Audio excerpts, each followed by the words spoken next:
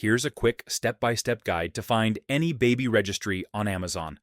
Open your browser and go to Amazon.com. Using the desktop website makes the registry search tools much easier to access.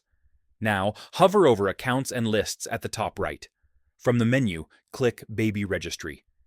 This will take you to Amazon's dedicated registry search page. Scroll down and look for the section that says Find a Baby Registry. Enter the person's first name, last name, and optionally the city or state to narrow the results.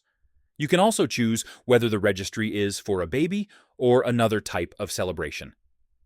After entering the information, click Search. Amazon will show a list of matching registries.